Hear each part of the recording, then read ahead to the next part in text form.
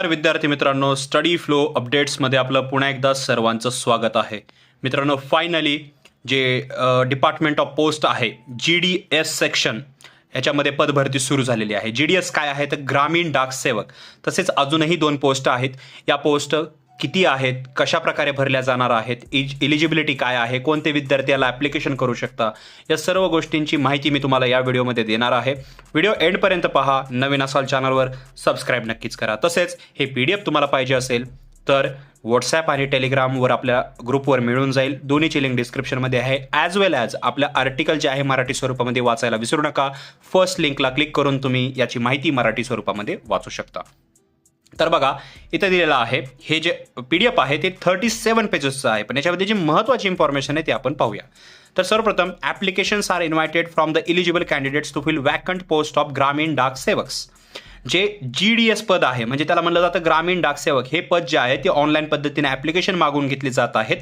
आणि online application कुठं करायचं आहे तर यांची ऑफिशियल साईट आहे indiapost.gov./GDS ऑनलाईन एंगेजमेंट.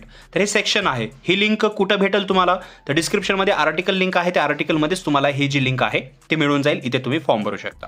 रजिस्ट्रेशन तुम्हाला सगळं ऑनलाईन पद्धतीने करायचं आहे. तुम्हाला फॉर्म भरताना काय चुकलं वगैरे तर एडिट करेक्शन विंडो पण मिळणार आहे. तुम्हाला फक्त एकच फॉर्म भरायचा आहे. डबल रजिस्ट्रेशन केले ते तुमचे जे आहे म्हणजे तिथून तुम्ही बाद होताल. त्याच्यामुळे एकच फॉर्म भरायचा आहे.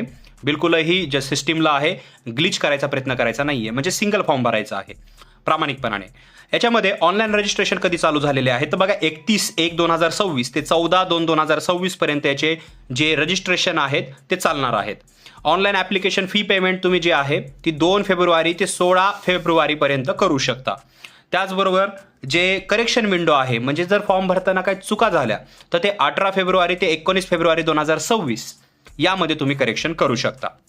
आता सर्व्हिस कंडिशन्स काय काय आहेत किंवा जॉब प्रोफाईल आणि अकोमोडेशन काय काय असणार आहे तर त्याबद्दल दिलेलं आहे. तर बघा, इथं दिलेलं आहे, the applicants must clearly understand the GDS are not regular employees of the department, central government or their emoluments. Allowances and other entitlements are not at par with the central government employees.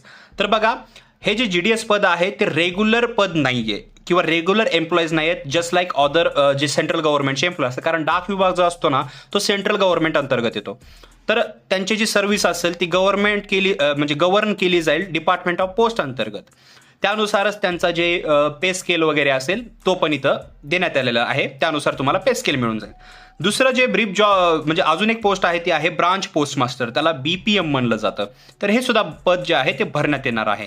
आणि तिसरं जे पद आहे assistant branch post master, म्हणजे त्याला ABPM म्हणलं जातं. तर हे सुद्धा पद जे आहे ते भरण्यात येणार आहे. तर ठीक आहे, याच्यामध्ये आपण कशा प्रकारे आता पुढचे जे समजा अलाउन्सेस वगैरे आहेत ते पाहूया. तर स्क्रीनवर तुम्ही पाहू शकता हे अलाउन्सेस आहेत. जर तुमचं सिलेक्शन झालं तर BPM मध्ये जर तुमचं सिलेक्शन झालं तर 12,000 ते 29,380 रुपये एवढा स्लॅब आहे. आणि ABPM म्हणजे डाक सेवक झालात तर 10,000 ते 24,470 एवढा याचा जो आहे पे स्केल आहे. एलिजिबिलिटी क्रायटेरिया काय आहे तर तुमची एज लिमिट म्हणजे 18च्या खाली तुमचं वय नसावे आणि 40च्या वरी तुमचं वय जायला नसायला पाहिजे. 18 ते 40 मध्ये तुमचं वयोमर्यादा आहे, त्याच्यामुळे तुम्हाला यानुसार फॉर्म भरायचं. पर जनरल कॅटेगरीसाठी जर तुमची कॅटेगरी म्हणजे तुमची कास्ट जी आहे SC ST OBC EWS PWBD म्हणजे बेंचमार्क डिसॅबिलिटीज, काही समजा बेंचमार्क डिसॅबिलिटी असलेले स्टुडंट असतात तर त्यांसाठी जे आहे एज रिलॅक्सेशन देण्यात आलेलं आहे. म्हणजे जे 40 इथं लिमिट आहे ना ती तुम्हाला जर SC ST प्रवर्गातून तुम्ही असाल तर 45 भेटणार, OBC प्रवर्गातून असाल तर 43 भेटणार. तसंच आहे. आणि EWS साठी तर रिलॅक्सेशन नाही आहे, त्यांच्यासाठी 40च आहे. एज्युकेशन क्वालिफिकेशन काय लागतं तर सिम्पल आहे, 10वी पास तुम्ही असला तर तुम्ही याच्यासाठी जे आहे ते फॉर्म भरू शकता. खूप इझी आहे. From recognised board. आता 10वी CBSE मधून केली का नॉर्मल तर कोणत्याही बोर्डमधून केलेली असावी, पण 10वी पास तुम्ही असला पाहिजेत. त्याचबरोबर इथं स्पेशल प्रोव्हिजन्स दिलेले आहेत in respect of knowledge of the local language for engagement of GDS state. आता बघा, इथे जे आहे प्रत्येक स्टेट वाईज जे आहे दिलेलं आहे, म्हणजे तिथली लोकल लँग्वेजला रिस्पेक्ट बाबत वगैरे इथं जे आहेत म्हणजे नोट्स काय देण्यात आलेले आहेत तर तुम्ही रीड करा. अदर क्वालिफिकेशन्स काय काय पाहिजेत तर बघा, नॉलेज ऑफ कम्प्युटर म्हणजे कॉम्प्युटरचं नॉलेज पाहिजे, लाईव्हलीहूड तुम्हाला माहीत असलं पाहिजे, सायकलिंग तुम्हाला आली पाहिजे. तर हे अदर जे आहेत क्वालिफिकेशन्स आहेत. रिझर्वेशन वगैरे तुम्हाला क्लेम करायचं असेल तर तुमच्याकडे सर्टिफिकेट्स वगैरे असले पाहिजेत. त्याचबरोबर बाकीच्याही इथं कशा प्रकारे अप्लाय करायचं आहे, सिलेक्शन क्रायटेरिया कसा असणार आहे ते पाहू. अप्लाय करण्यासाठी सिंपल आहे, लिंक आहे, ऑनलाईन तुम्हाला पद्धतीनं जे आहे फॉर्म भरायचा आहे.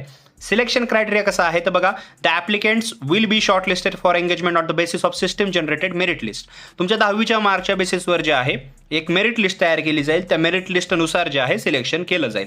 ग्रेड पॉईंट कसा आहे तर A1 असाल तर ग्रेड पॉईंट 10, मल्टिफिकेशन फॅक्टर्स त्यानुसार इथं दिलेलं आहे. बघा इथं दिलेलं आहे for applicants where the secondary school examination of 10th standard mark sheet contains the mark as mentioned in each subject. तुम्हाला प्रत्येक सब्जेक्टनुसार जे मार्क भेटलेले आहे, जे ग्रेड पॉईंट आहेत त्यानुसार जे आहे मेरिट लिस्ट तयार केली जाईल. मेरिट लिस्टद्वारे जे आहे सिलेक्शन असलं जाईल. ह्याच्यामध्ये बाकीचं काही नाही आहे, जसं एक्झाम्स वगैरे, इंटरव्ह्यू वगैरे. सिंपल तुमचे 10वीचे मार्क्स तुम्हाला 90% पुढे असतील तर हमखास फॉर्म भरा, लागण्याचे चान्सेस आहेत. Communication of selection and process of physical verification of documents. तुमचं फिजिकल व्हेरिफिकेशन होईल, म्हणजे ज्यावेळेस तुमचं सिलेक्शन केलं जाईल त्याच्यानंतर तुम्हाला फॉलोइंग डॉक्युमेंट लागतील, जसं तुमचे 10वीचे marksheet, identity proof, caste certificate. 12वी झाली असेल तर 12वीचं बी मार्कशीट लागतं. PWBD जर असाल म्हणजे तुम्हाला डिसॅबिलिटी काय असेल त्याचं सर्टिफिकेट, EWS असेल त्याचं सर्टिफिकेट, SC ST प्रवर्तन त्याचं सर्टिफिकेट, समजा ट्रान्सजेंडरसाठी पण असतं तर त्यांचं certificate, date of birth proof. पण ह्याची काही गरज नसते. समजा तुमचं 10वीचं जे मार्कशीट आहे त्याच्यावरच डेट ऑफ बर्थ प्रूफ असतो. त्याचबरोबर मेडिकल सर्टिफिकेट वगैरे. तर हे तुम्हाला घेऊन जायचं आहे ज्यावेळेस तुमचं सिलेक्शन होईल. अशा प्रकारे जे आहे सिंपल आहे. 3 प्रकारच्या पोस्ट आहेत, तर ह्या तुम्ही फॉर्म भरू शकता. आणि डेट लक्षात ठेवा, लवकरच याची डेट जी आहे ती संपून जाईल. बघता संपत, त्याच्यामुळे ऑनलाईन पद्धतीनं फॉर्म भरून टाका बिफोर 14 फेब्रुवारी 2026. जर तुम्हाला काही अडचणी असतील तर खाली कॉमेंट सेक्शनमध्ये विचारा. फॉर्म भरण्यासाठी इंटरेस्टेड असाल आणि जर काही अडचणी येत असतील तर क्वेश्चन्स विचारू शकता. आमच्याशी बोलण्यासाठी इंस्टाग्रामचाही वापर करू शकता. डिस्क्रिप्शनमध्ये लिंक दिलेली आहे. मित्रांनो, इतरांबरोबर व्हिडिओ शेअर करायला विसरू नका. मी मिळतो तुम्हाला पुढच्या व्हिडिओमध्ये. तोपर्यंत थँक्स फॉर वॉचिंग.